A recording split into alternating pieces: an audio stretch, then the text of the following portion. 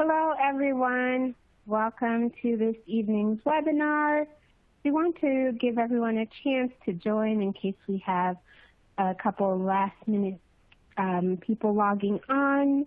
In the meantime, I want to draw your attention to some of our engagement tools. I see there are quite a few of you already introducing yourselves in the group chat. That's the blue button at the bottom of the screen. And you're also welcome to open the resources widget. There is a one-pager within the resources widget that will provide all the links for the resources that will be discussed this evening. So we'll be right with you in one moment.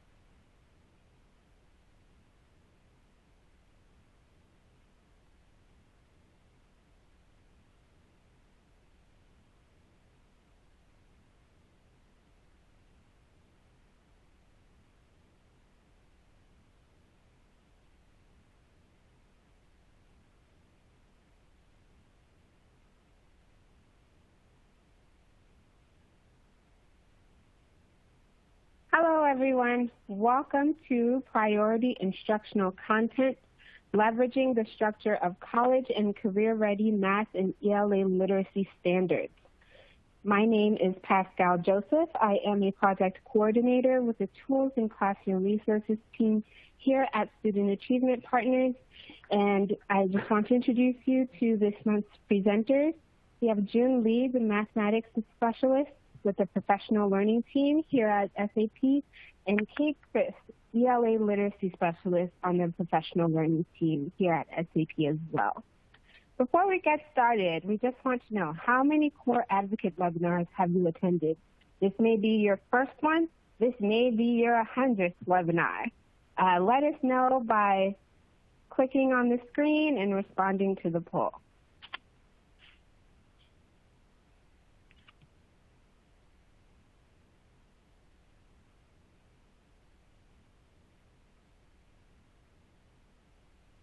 Okay, we have quite a few first-timers. Welcome. Thank you so much for joining us, and thank you for those of you who are joining us again. Please join our network. Our National Core Advocate Network provides access to a network of teachers, coaches, other educators that you can collaborate with. It also provides you with a means of getting access to opportunities provided by SAP.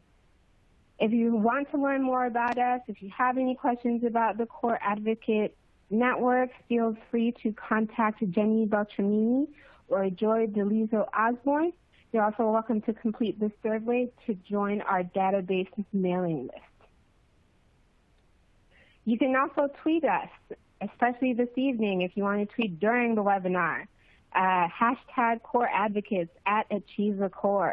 And also Kate has shared her Twitter handle, SFCato. Again, there are different ways that you can engage with us tonight. There is a Q&A box. This is just for questions for presenters or if you have any technical questions. The green box is the resources widget. The blue box with the chat icons is group chat. And the yellow box is for a certificate. So this evening, a certification will be provided, and it is available at the end of this evening's webinar. You will be able to click on the blue ribbon icon.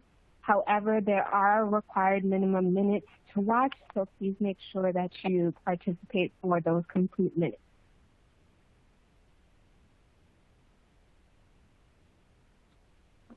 Without further ado, I'm going to pass the mic to our first presenter, Kate. Hi, all. I'm so excited to be here. I'm so excited you all are here. So as you already know, because you signed up to come, we're going to spend the rest of the hour tonight talking about the priority instructional content. I'm going to give you a moment just to read the goals that are on the screen.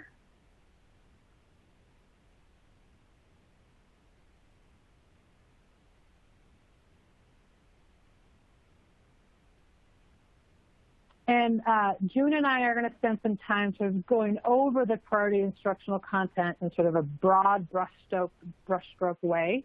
And then we'll look at what educators and various roles in the field are already doing with the priority instructional content. And then we'll end by having you all look at some of these resources and think about how you might use the priority instructional content to inform your own work. So this first section is really just this overview. What is the priority instructional content? And to get us started, we have another poll here for you. So go ahead and select the statement that best reflects your familiarity with the priority instructional content. You can click on your screen.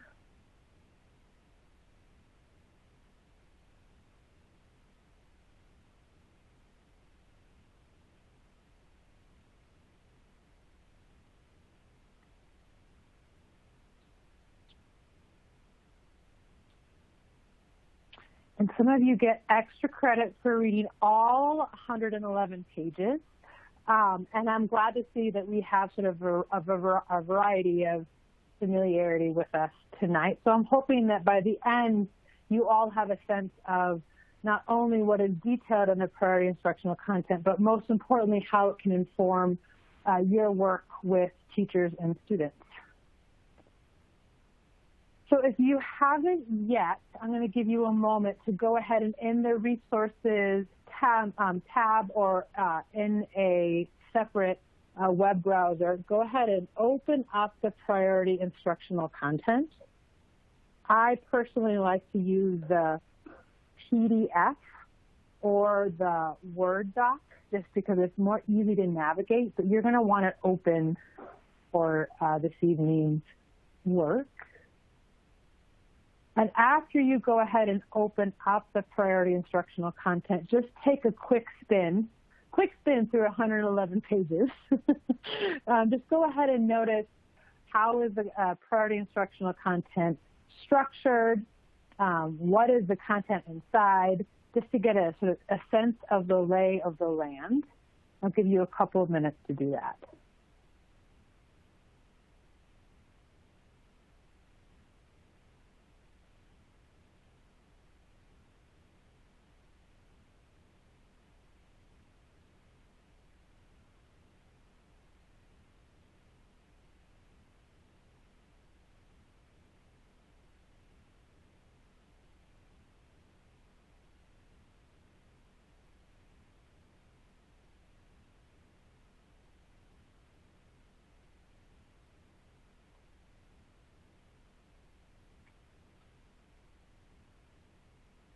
For those of you who are looking for it in the resources tab and can't find it, I've chatted it there in the group chat.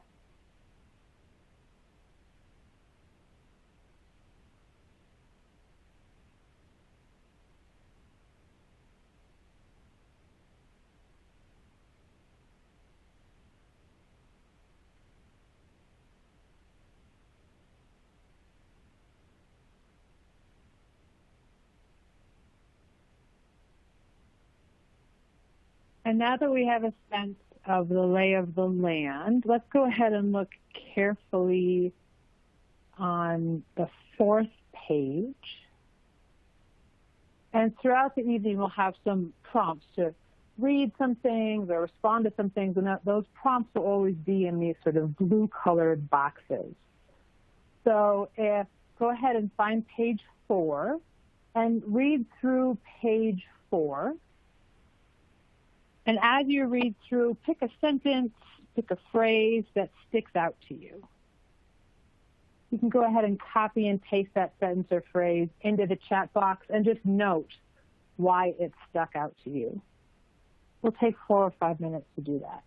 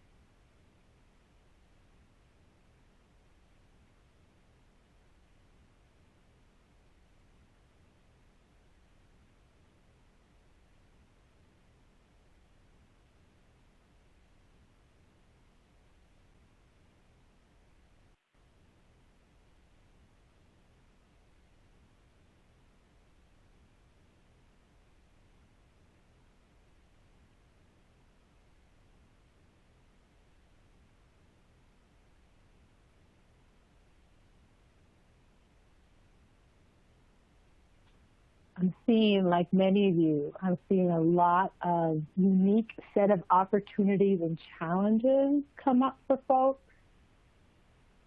and the further illuminated inequities that have always existed. Oh, I love it. Great. All right, so now we all have a common understanding of the priority instructional content, sort of where it's coming from and why. So let's talk a little bit about, from Student Achievement Partners' perspective, why we created the priority instructional content.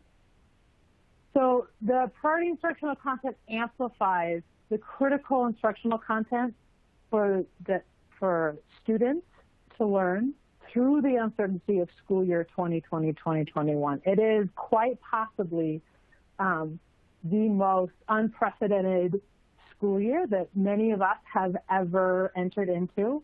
And so the priority instructional content is a resource that we have provided to the field in order to help amplify what instructional content matters most. You all, as school opens this month and next month, have an enormous number of challenges and questions in front of you.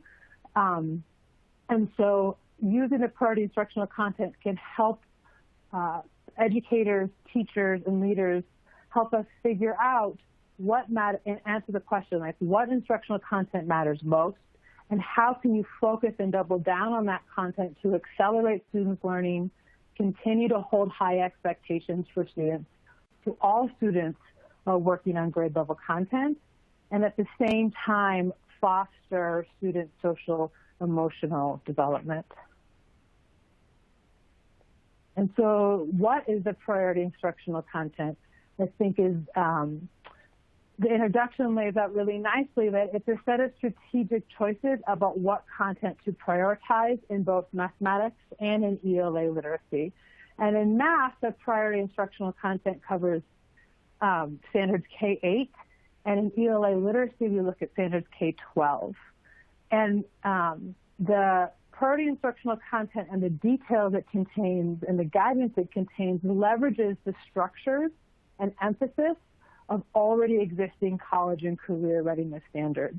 For those of you who have spent some time looking at that grade level guidance and review those read all 111 pages, you have noticed that the shifts and the major work of the grades sing really strongly in this resource. So what we haven't done is we haven't made a new set of standards. What we haven't made is a set of power standards. It is none of those things. It is not a set of evergreen standards. It is simply for the very complicated year ahead of us, 2020-21, is, again, what strategic choices should we all be making about what content to prioritize? Lots of folks have asked about assessment, and there are details about assessment in the priority instructional content. You'll see on the screen there's 3 sets of pages that are indicated for the overview, the general assessment guidance, and then specific to math and specific to, to ELA literacy. The headline here about assessment is that assessment should be in the service of equitable grade level instruction. So we're not testing students ad nauseum when they walk in the door. What we are doing is we're strategically using assessments to figure out how to bring students into grade level work, not if we should bring students into grade level work. So the idea that all students are doing grade level work, and that assessment, most notably formative assessment practices, are helping us figure out how it is we take students and help them access grade level work. So things, formative assessment practices like exit tickets, student writing samples,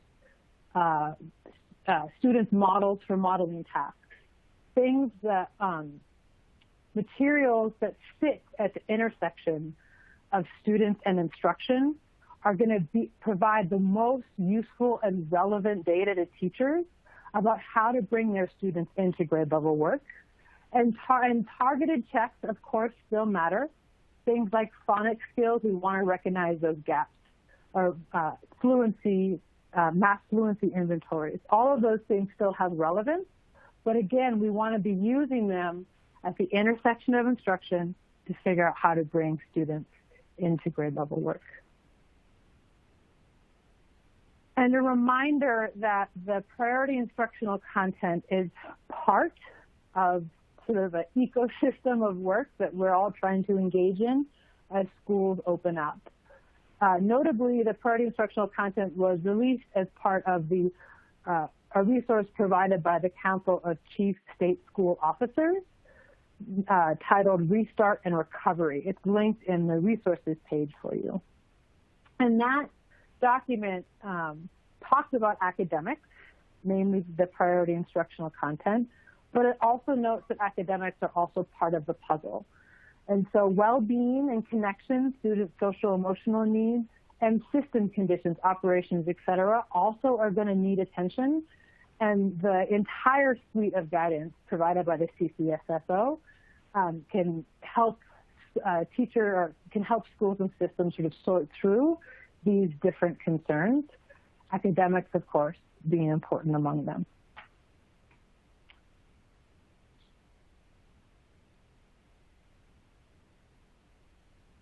And now June is going to talk a bit about the math priority instructional content.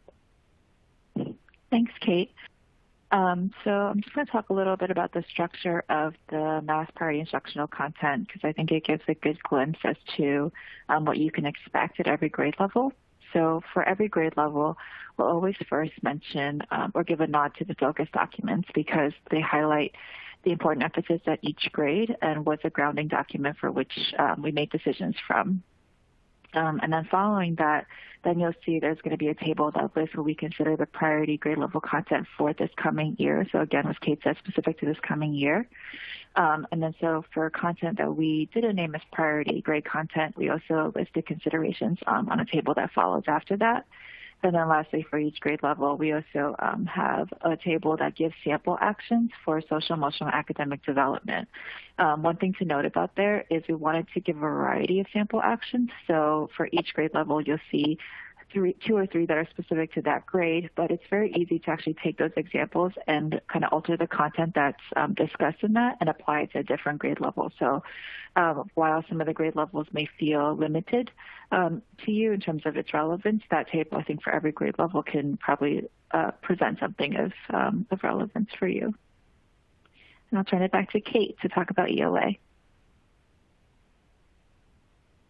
Thanks, June. So in ELA, just as in math, there is grade band guidance, but the headlines here, similarly in math, is that there's nothing new. You're not going to read through the grade level guidance and find a new nugget, a new standard. What you are going to find is that we are indicating that what has always been important is especially important now, sort of double down on what we've been signaling about instructional content. And so the ELA literacy component of the priority instructional content focuses on standards that represent the major work of ELA literacy instruction. There are sort of three buckets within that major work. So especially in K-3, we're talking about teaching students to read. And then across K-12, we're also talking about two big buckets that center on text at the center of instruction. So one, keeping grade level complex text as the root of reading, writing, speaking, and listening and language work. And then also with text at the center of instruction, ensuring that you are building knowledge through reading, writing, and speaking about topics across various content areas. And I'm just looking at the chat at Petra's secondary about fluency. Fair point, Petra. So similarly, if you think about what you have heard so far in our sort of overview, and think, what is one idea that you want to think more about as you look ahead to next year? Take a moment and drop your thoughts into the chat.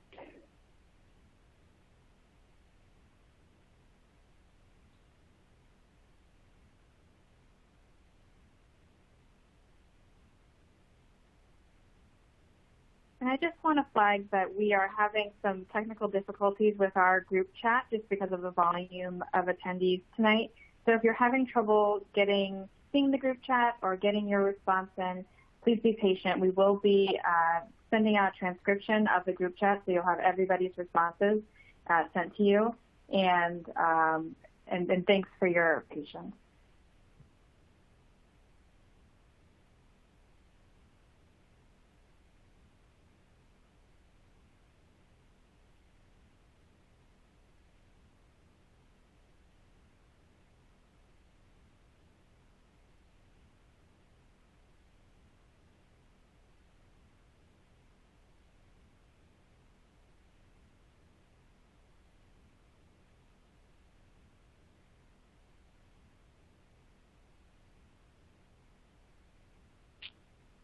So I'm seeing in the chat a lot of pacing questions, teacher use questions.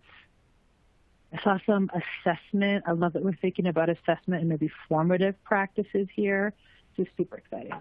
All right, so let's turn now to think about how other educators have used the priority instructional content. And based on what you all are sort of chewing on from the last little section, I think that this next chunk I'm hoping it's really going to help answer some of these questions and give you some more content to chew on.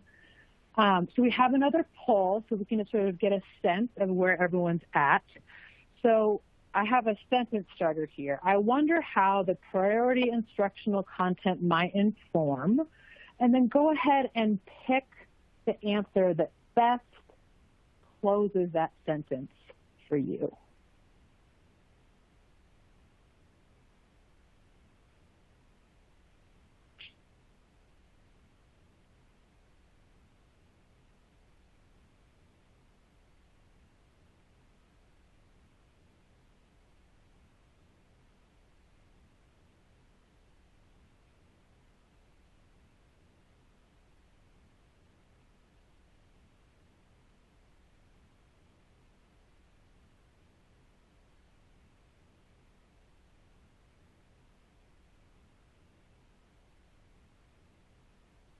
Oh, good. So we have a lot of things, people wondering about working as just in a classroom, in your own classroom and teaching context, or supporting students, where I see you, all of the above in the chat, and then thinking about instructional materials. So I think I'm hoping that we'll get some of these curiosities beginning to give you some content to wait to answer them. So we're going to look at two sort of different parts of the education field and how they have applied the priority instructional content. The first is publishers and thinking about instructional materials.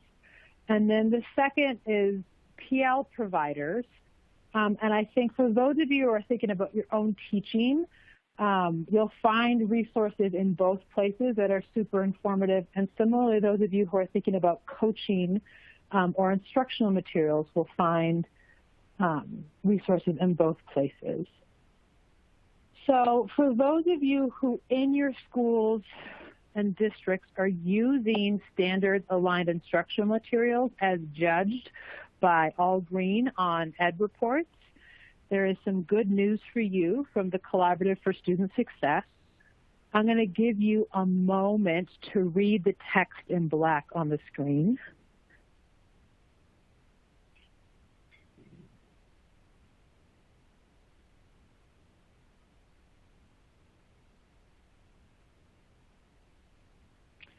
And in the resources document, we have linked to the landing page from the Collaborative for Student Success.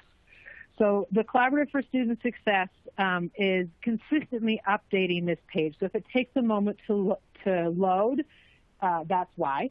But the publishers in the Collaborative have used the priority instructional content to make really clear decisions about the use of their instructional materials for the 2020-2021 school year. And if you are like on the ELE, for example, on the email list for EL education, you've already seen some of their communications outside of the Collaborative's resource about what they're suggesting for the upcoming school year.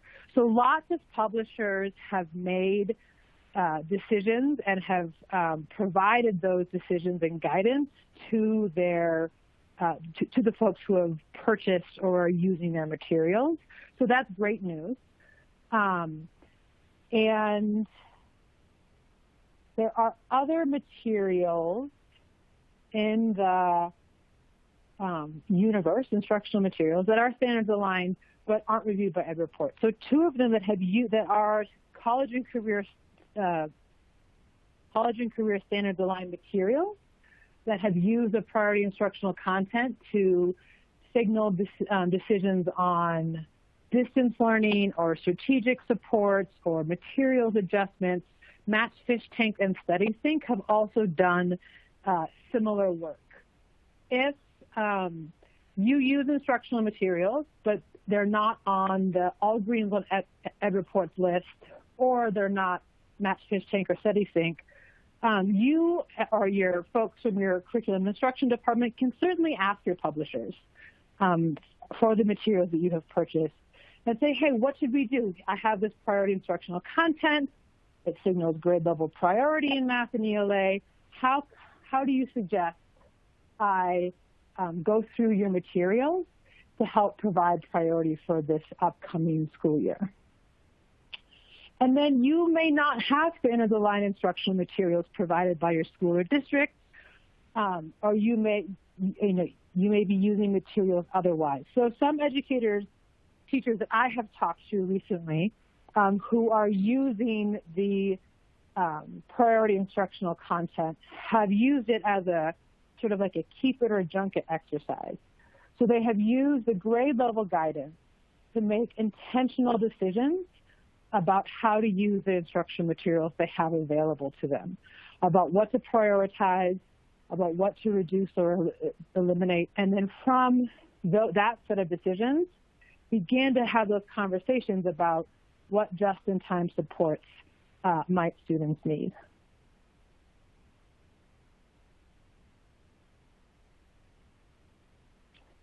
So the next sort of set of guidances that we're going to talk about is professional learning providers. So two partners that Student Achievement Partners works with. One is the Achievement Network, ANET, and the other is Teaching Lab. So ANET used the priority instructional content to provide a set of school-level guidances to be used by teachers and instructional coaches and other educators that support teachers and coaches. I'm going to give you a moment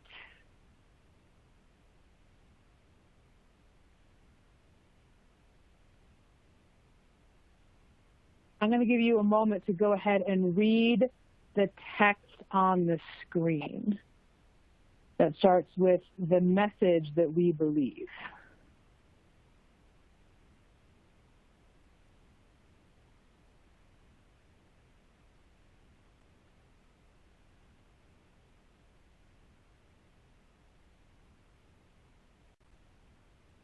And this particular resource for ELA literacy is really provided as guidance, again, using those same three buckets, right, of learning how to read, complex text as grade-level complex text as the anchor of tasks and building knowledge, and gives a really nice, crisp, clear set of guidance about what to do, what not to do, and then resources to help you get there.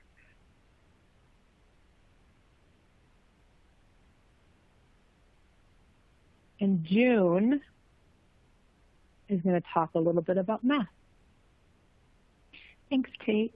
So the 8-9 math guidance is really similar and consistent with the guidance that we have in the priority instructional content, but with a slightly different audience.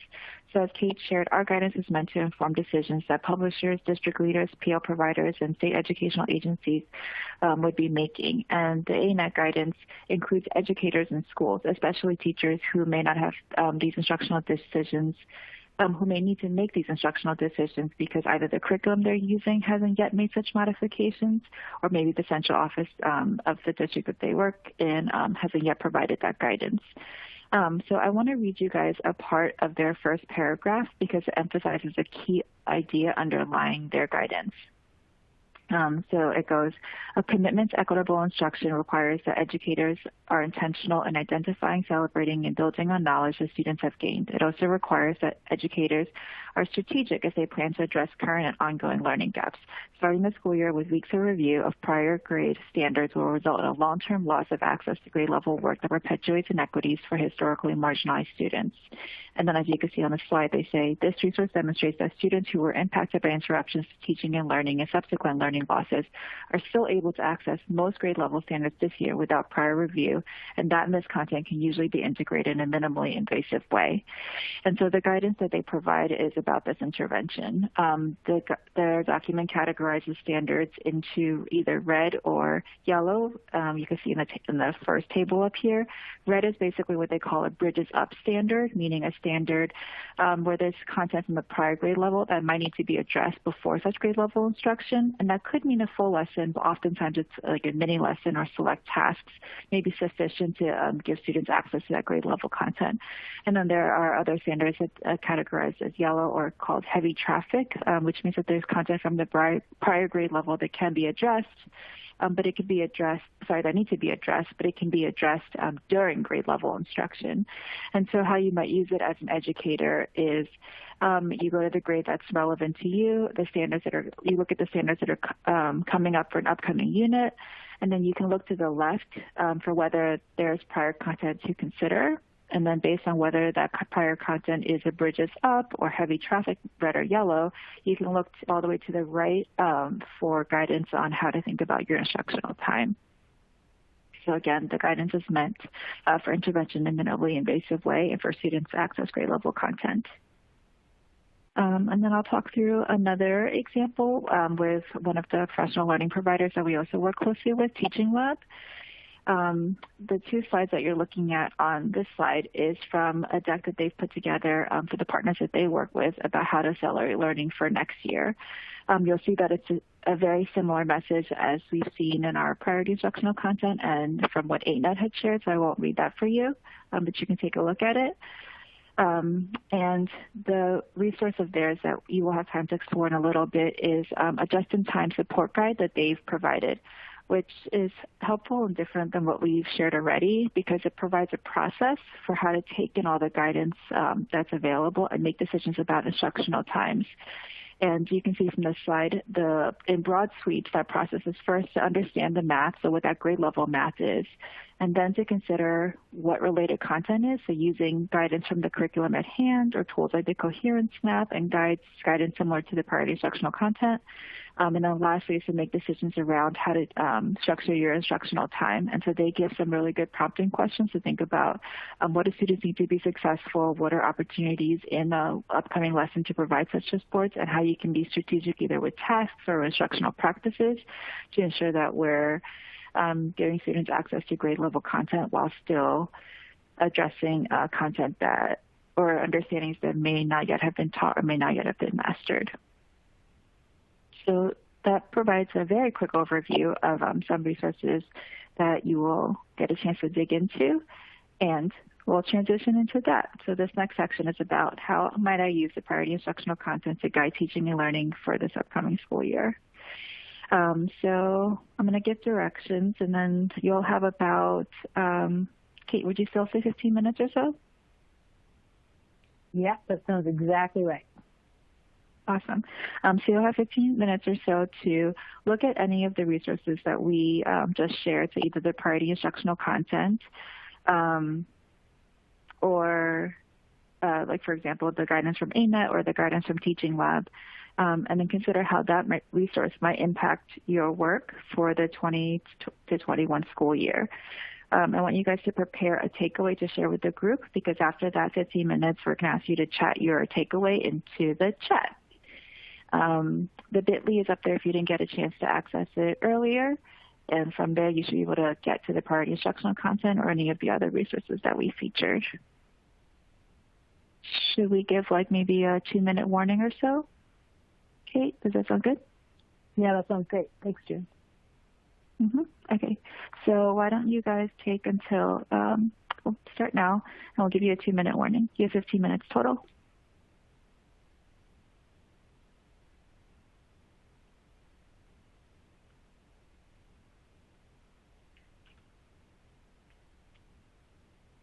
And I think we're missing the ANET, the links to the ANET resources in the resource widget. So we're going to post the link in the chat. And if you're having trouble accessing the chat, just send us a quick message on the Q&A and we'll send you the link from there.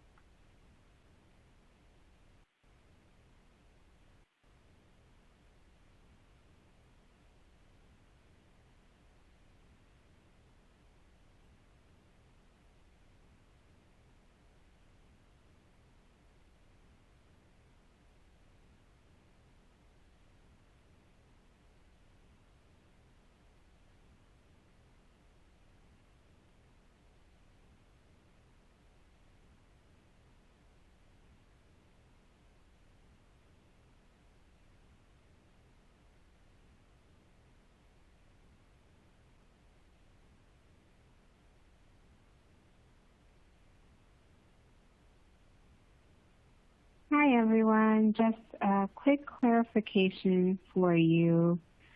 There is a single one-page document within your resources widget. And if you click on the blue underlined and highlighted materials, those will take you to the external links that are being discussed throughout the presentation. So I know there's a bit of confusion about some of the links not being present, but they are there in the one-pager document that's titled August Webinar Resources -1 page. So the ANET resources, the priority instructional content is all there for you. They're just in the blue highlighted text.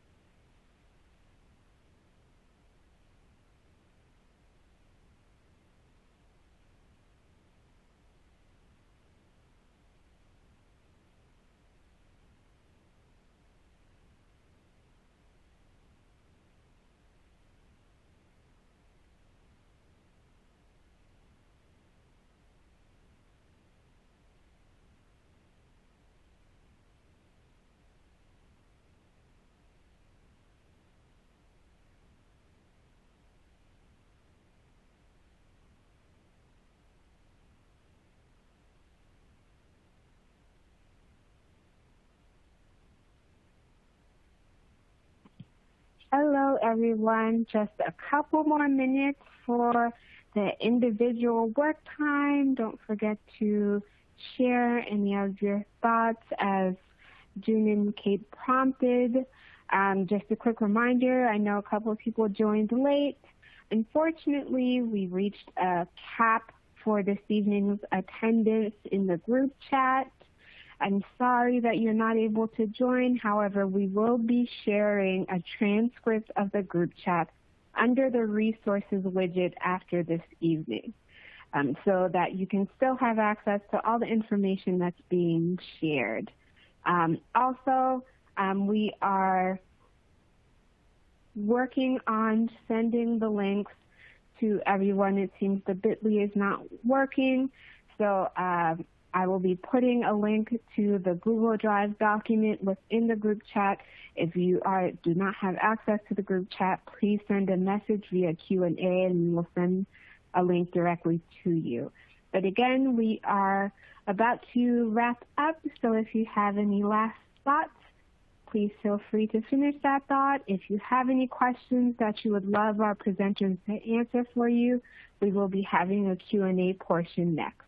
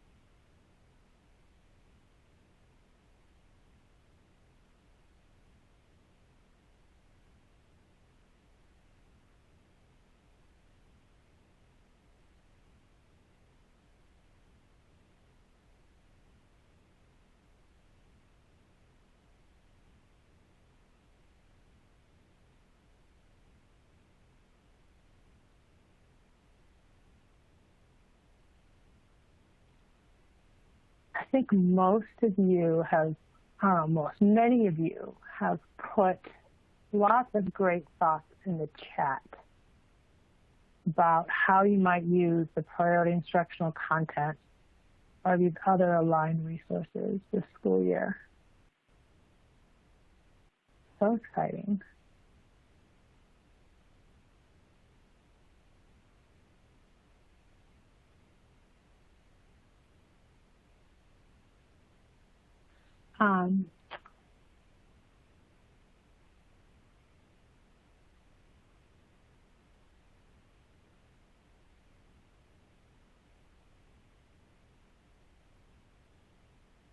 Pascal, you want to share some of those questions that came in?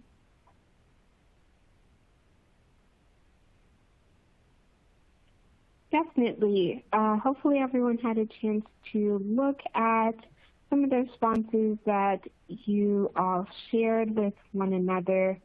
I know one particular question we had was about standards for distance learning. And Kate or June, this question is open to either one of you. One of our participants wanted to know, what are the ROC standards to focus on for distance learning? That's such a good question. June, I think you and I might say the same thing, and that the particular itemized list is obviously going to be different in ELA than it is in math. But the priority instructional content, when we were drafting it, getting feedback on it, we were really, really intentional about its construction for multiple school models. So whether you are opening school brick and mortar, or school is starting 100% virtual, or somewhere in between, the priority instructional content is for you and for your students. It is, meant to signal that critical content for this school year, despite whatever context you might have. June, I don't know if there's something additional that we should think about or add on from math. No, I think you said it very well. There are definitely considerations that one would need to make in terms of, if you are in a hybrid model, what type of content would be better for in-person or for synchronous versus asynchronous. But in terms of what the content is that should be prioritized for next year, the guidance is the same.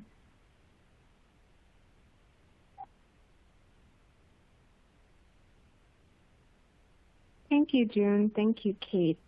And we have one question I think would be important to share for the group. What's the difference between priority standard and priority instructional content?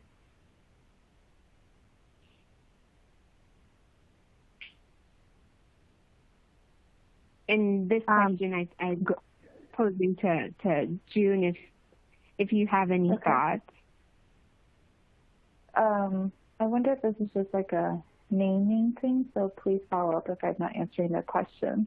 We're calling priority instructional content to be the term for the guidance in both math and ELA. And then in the math guidance, how we're translating that is that there are priority clusters or standards, because sometimes within a cluster we prioritize a certain standard, sometimes not. So it's like the math translation of this general guidance.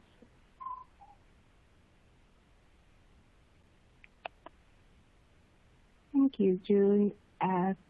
And this question, I am open to both of you, but June, I know that you focus particularly on math for your presentation. Do you have a recommendation as to which standards educators should begin with for algebra and algebra 2?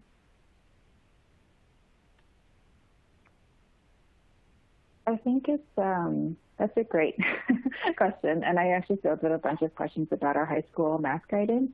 I know that the team that has been working more closely with it had just wrapped up that guidance last week, and so it'll be released soon. So I want to stay tuned for that, as opposed to saying anything that would be conflicting.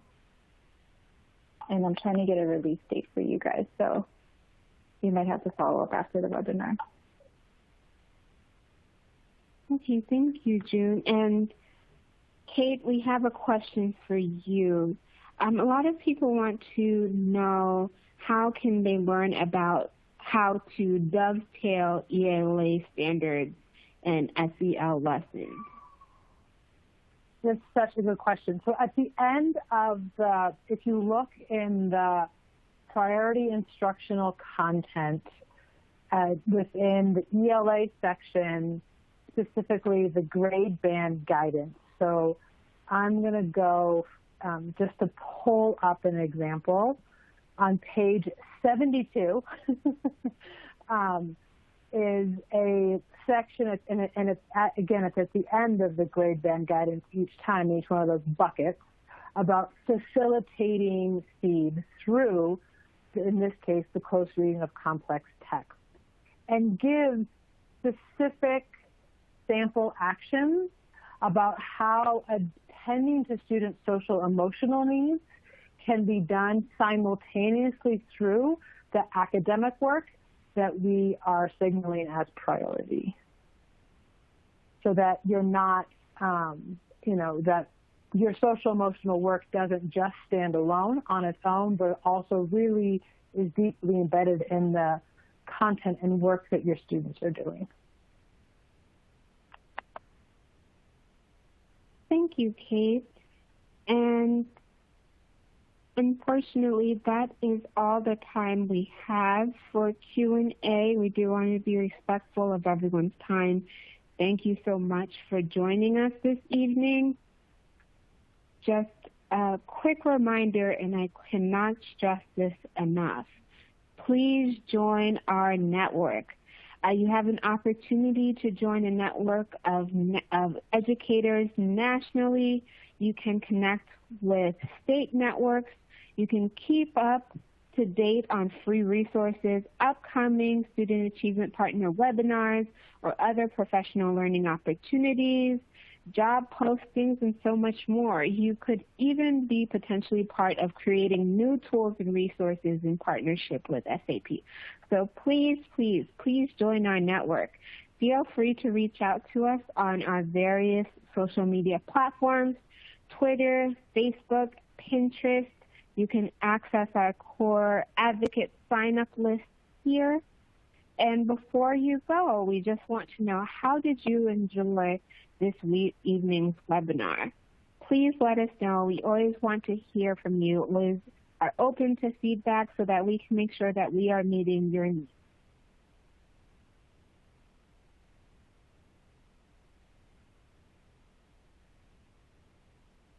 And don't forget to join us for next month's webinar, Fostering Culturally Responsive Classrooms in the Age of COVID. It will be on September 2nd at 7 p.m. Eastern Standard Time. You can register using this link here. I want to say thank you again to our presenters, June and Kate, and thank you so much, everyone who is here to join us. Don't forget to download your certificate. We'll be sharing the group chat transcript with you via the resource widget. It'll be available by tomorrow morning. Thank you again, and have a great evening.